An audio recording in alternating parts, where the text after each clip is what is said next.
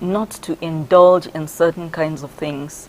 Like, popular culture now demands that you should be, anything that looks virtuous or good or moral is bad, is castigated, is looked down on, and so on.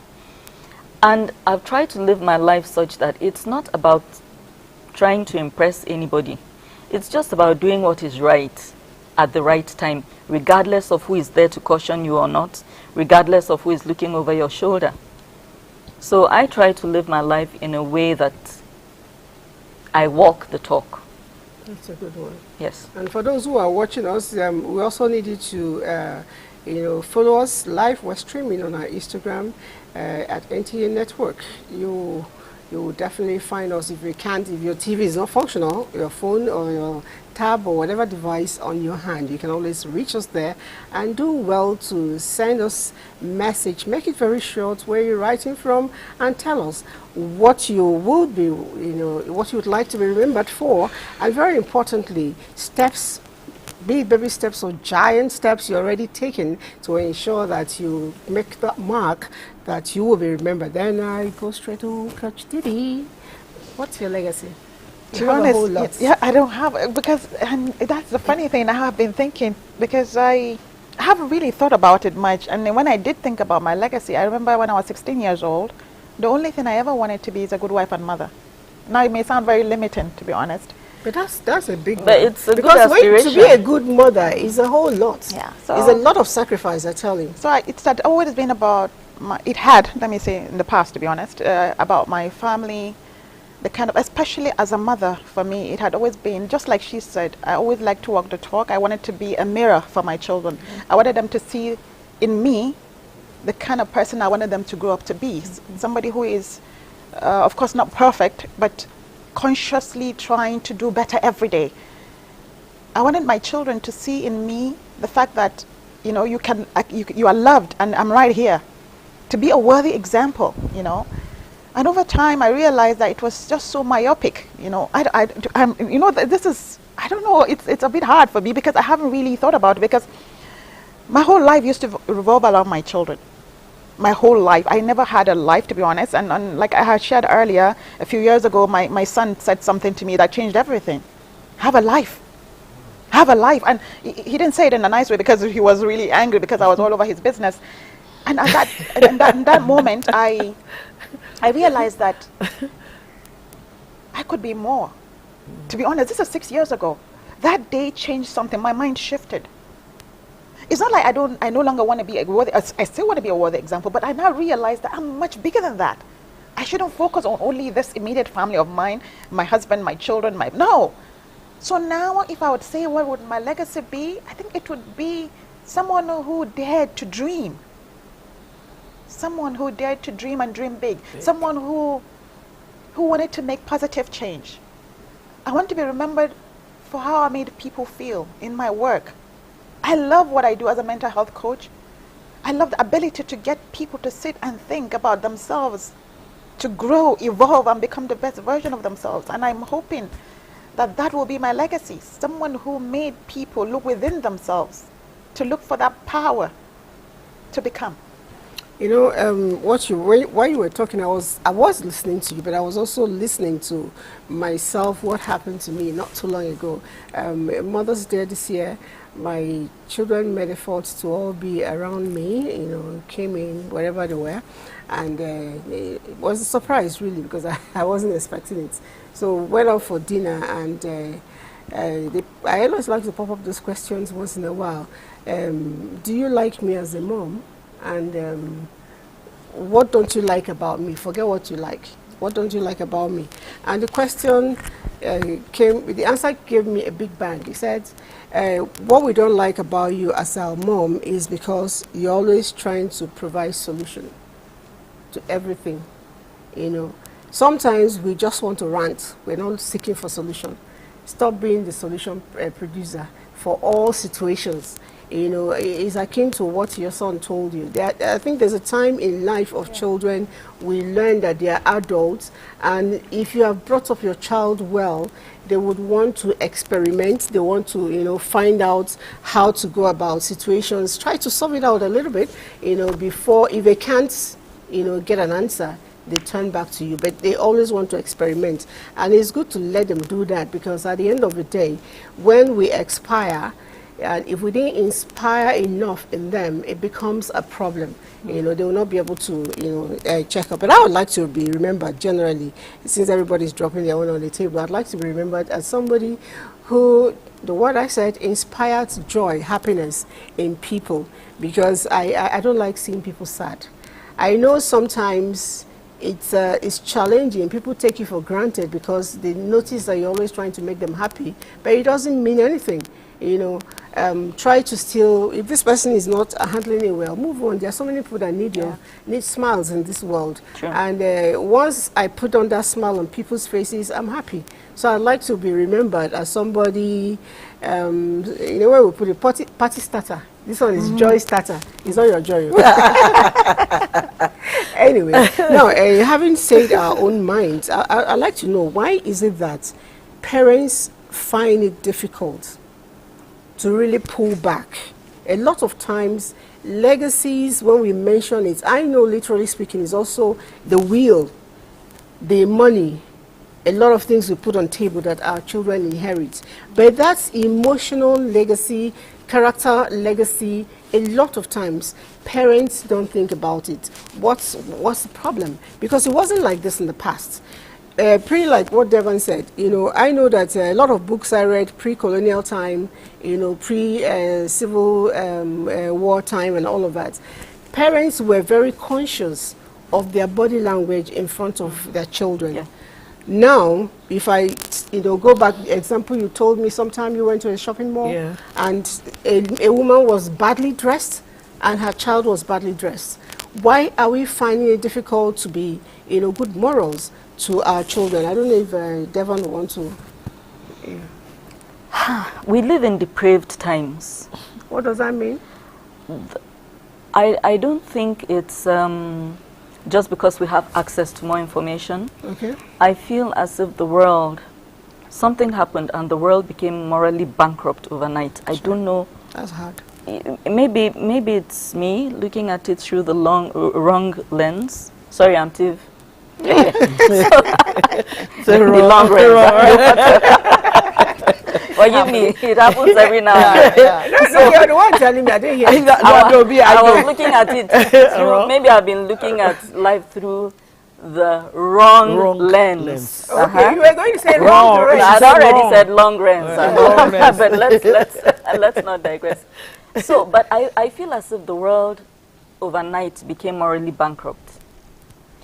You go online and you see women my age that you feel would know better, doing things that at a certain point in our history, only a young teenager from a terrible home would do. And here you have somebody who is maybe even a wife and mother, acting up online, being weird, doing strange things. We've lost shame. Somewhere along the line, shame got taken off the table. Because even things that people of a certain generation would take to the grave, now people film themselves doing, share online or brag about it online.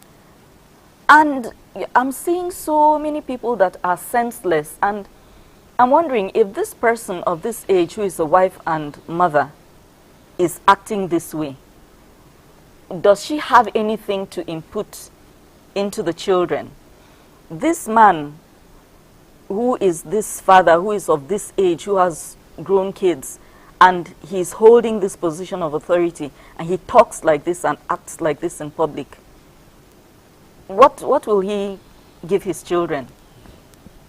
You understand? Like I said, children will not do what you said they should do. They will ape you for the most part.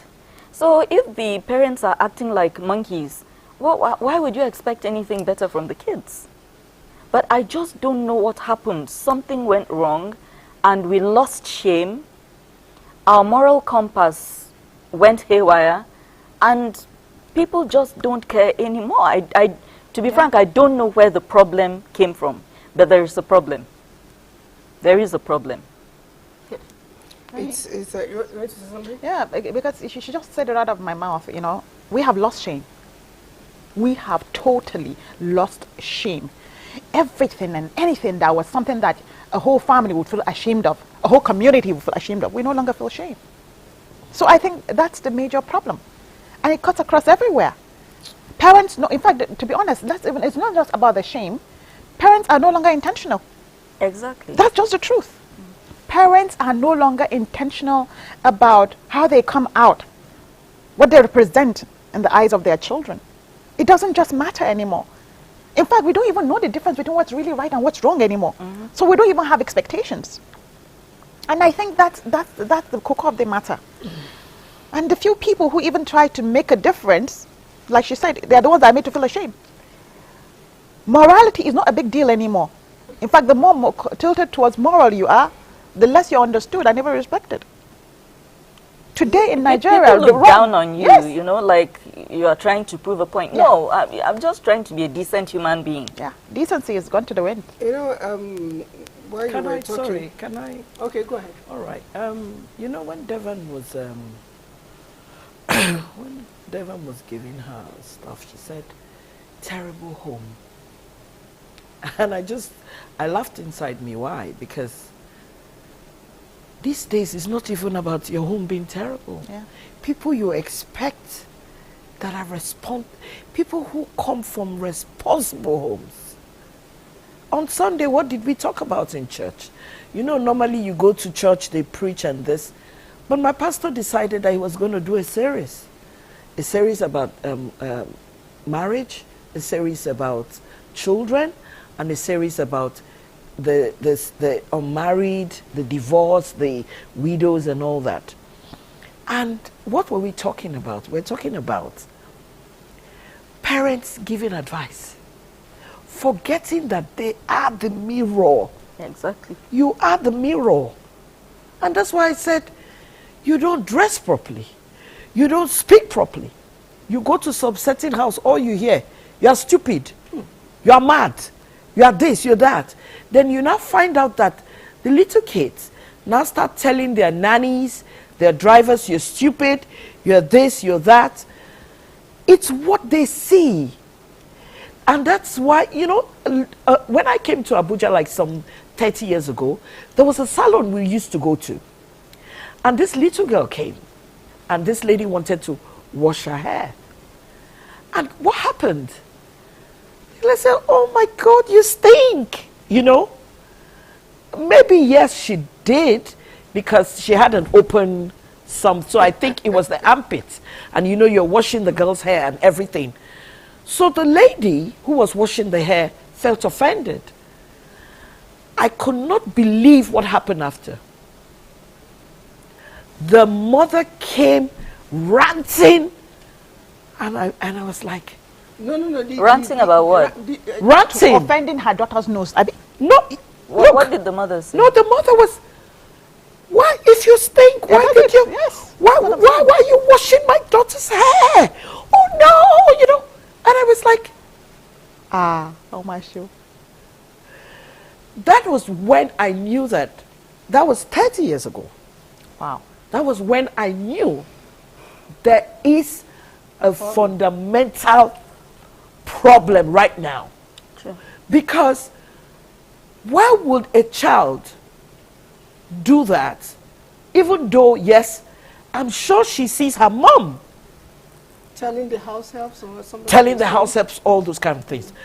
I will never forget, and I always say it here, that I always use myself as the moose and the example. Years ago, the driver was taking me out, and here I was, I crossed my legs, and I sat at the back of the car. So, the next thing I heard my mom from, wait. And I got a slap. I will never forget that slap. She said, when you're old enough to get your own car, Yes. you can sit on top of the roof. But as long as Your uncle is driving you, you go sit beside him. I like the fact that she did not say the driver is driving your uncle. Because that was the way we were brought up. You see, when I see these days, they say, nanny, driver, and I start wondering, where did we get it wrong?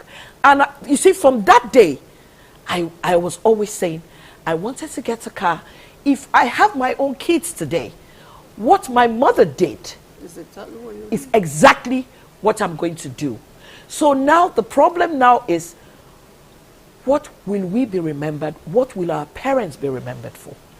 You're lucky that it was just beaten. My own mom, when the extra mild, she give you the extra punishment. She will give you food. We are Catholics, and if you're young, you know what it is like to say rosary. You know, 15 decades. My mom will tell you to go and say your 15 decades of rosary, and she will make sure that you're saying it where she's not too far from. So you're going to recite rosary 15 decades, and she will hear you. So she will say you should atone for your sins of insolence and indecency. Can I quickly say something? You know, this reminded me of something that happened between, because you see, you said something about people that children that came from seemingly responsible homes. I hope you know. Yes. There is people that show persona of responsibility outside. Exactly. But they are not responsible people in their home. Thank you. So that's different. Yes. Exactly. Now it takes me back to the story of my own son. Because sometimes when I see people misbehave, and perhaps because of the work I do with children, there are certain things that we attribute to parents. It's not always all the time. No, it's not. Because I have seen parents, and in fact, I'm an example of a parent. Yes. That I believe I'm intentional and I try the best I can.